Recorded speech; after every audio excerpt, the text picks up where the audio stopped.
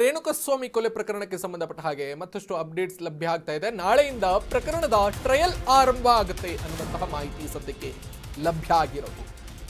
Criminal ಪ್ರಕರಣಗಳಲ್ಲಿ spot visit ಕೂಡ ಮಾಡಲಾಗ್ತದೆ ಅನ್ನುವಂತಹ ಮಾಹಿತಿ.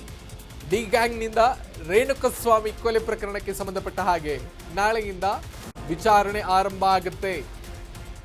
ಕ್ರಿಮಿನಲ್ ಪ್ರಕರಣದಲ್ಲಿ ಸ್ಪಾಟ್ ವಿಸಿಟ್ ಕೂಡ ನಡೆಯಲಾಗುತ್ತೆ.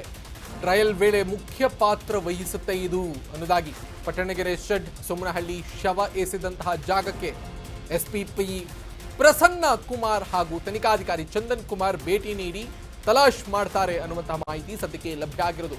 ಯಾವ ರೀತಿ ರೇಣುಕಾಸ್ವಾಮಿಯನ್ನ ಕೊಲೆ ಮಾಡಿದ್ರು, ಯಾರು ಯಾವ ಜಾಗದಿಂದ ಹಲ್ಲೆ ನಡೆಸಿದ್ರು, ಶವ ಬಿಸಾಡಿದ ಬಗ್ಗೆಯೂ ಕೂಡ ಮಾಹಿತಿಯನ್ನ ಸಂಗ್ರಹಿಸಲಾಗುತ್ತೆ. ಈಗ ಕೋರ್ಟ್ನಲ್ಲಿ ಒಂದಿಷ್ಟು ವಿಚಾರಣೆಗಳು ನಡೀತಾ ಇರುವಂತಹ ಸಂದರ್ಭದಲ್ಲಿ ಆ ವಿಚಾರಣೆಯನ್ನು ನಡೆಸ್ತಾ ಇರುವಂತಹ ಪೊಲೀಸ್ ತನಿಖಾಧಿಕಾರಿಗಳು ಕೂಡ ಆ ಸ್ಪಾಟ್ಗೆ ಭೇಟಿ ನೀಡುವುದರ ಮುಖೇನವಾಗಿ ಬೇರೆ ಬೇರೆ ಹಂತದಲ್ಲಿ ಬೇರೆ ಬೇರೆ ಆಯಾಮದಲ್ಲಿ ಈ ರೇಣುಕಸ್ವಾಮಿ ಕೊಲೆ ಪ್ರಕರಣಕ್ಕೆ ಸಂಬಂಧಪಟ್ಟ ಹಾಗೆ ಟ್ರಯಲ್ ಅನ್ನ ಆರಂಭಿಸ್ತಾರೆ ಅನ್ನುವಂಥ ಮಾಹಿತಿ ಸದ್ಯಕ್ಕೆ ಲಭ್ಯ ಆಗಿರೋದು. ಪಟ್ಟಣಗೆರೆ ಶೆಡ್ ಅನ್ನ ಅವರು ಪರಿಶೀಲಿಸ್ತಾರಂತೆ. ಸುಮ್ಮನಹಳ್ಳಿ ಅಲ್ಲಿ ಶವ ಎಸೆದಂತಹ ಜಾಗಕ್ಕೆ ಕೂಡ ಎಸ್ಪಿ ಪ್ರಸನ್ನ ಕುಮಾರ್ ಜೊತೆಗೆ ತನಿಖಾಧಿಕಾರಿ ಚಂದನ್ ಕುಮಾರ್ ಭೇಟಿ ನೀಡಿ ಪರಿಶೀಲಿಸ್ತಾರಂತೆ. ಯಾವ ರೀತಿ ರೇಣುಕಸ್ವಾಮಿ ಕೊಲೆ ಮಾಡಿದ್ರು, ಯಾರು ಯಾವ ಜಾಗದಿಂದ ಹಲ್ಲೆ ನಡೆಸಿದ್ರು, ಎಲ್ಲಿ ಹೇಗೆ ಈ ನೆಟ್ವರ್ಕ್ ಹೇಗೆ ಕನೆಕ್ಟ್ ಮಾಡಿಕೊಂಡ್ರು ಎಲ್ಲವನ್ನು ಕೂಡ ಈ ತನಿಖಾ ವೇಳೆ ವರದಿಯನ್ನು ಪರಿಶೀಲನೆ ಮಾಡುವಂತಹ ಪ್ರಯತ್ನವನ್ನ ತನಿಖಾಧಿಕಾರಿಗಳು ಮಾಡ್ತಾರೆ ಅನ್ನುವಂತಹ ಮಾಹಿತಿ ಸದ್ಯಕ್ಕೆ ಲಭ್ಯ ಆಗಿದೆ.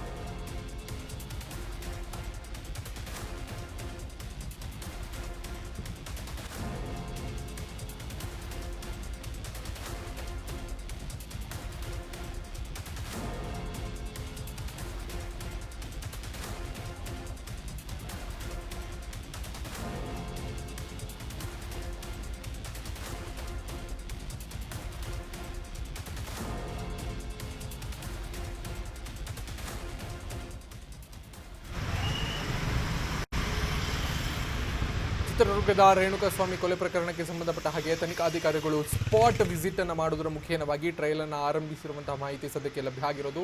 ತನಿಖಾಧಿಕಾರಿ ಚಂದನ್, ಎಸ್ಪಿ ಪ್ರಸನ್ನ ಅವರ ನೇತೃತ್ವದಲ್ಲಿ ಈ ತನಿಖಾ ತಂಡ ಬೇರೆ ಬೇರೆ ಭಾಗಗಳಲ್ಲಿ ಅಂದರೆ ಈ ಕೊಲೆ ಪ್ರಕರಣ ಅಂದರೆ ಆತನ ಕೊಲೆ ಮಾಡಿದ ಬಳಿಕ ಸುಮ್ಮನಹಳ್ಳಿ ಭಾಗದಲ್ಲಿ ಶವವನ್ನು ಎಸೆಯಲಾಗಿತ್ತು ರಾತ್ರೋರಾತ್ರಿ ಅಂತಹ ಪ್ಲೇಸ್ಗೆ, ಪಟ್ಟಣಗೆರೆ ಶೆಡ್ಗೆ ಎಲ್ಲ ಕಡೆಗಳಲ್ಲಿ ಭೇಟಿ ನೀಡಲಾಗುತ್ತೆ.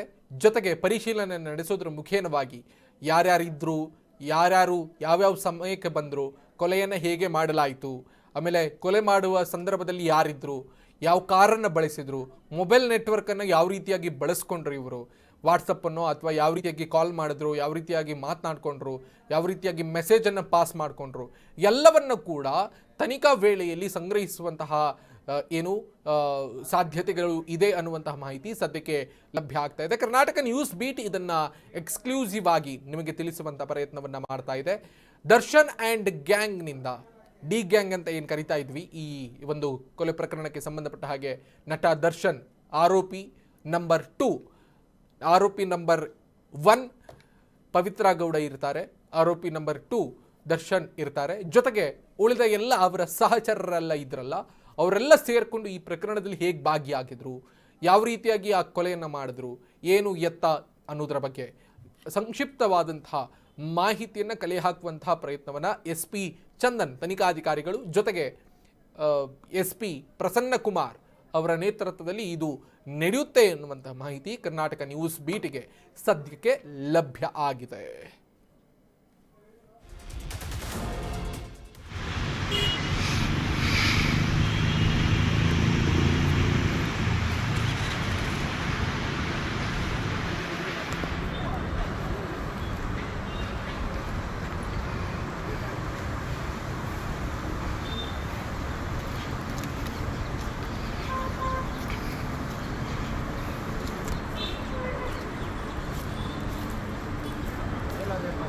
ಬಂದಿದೆ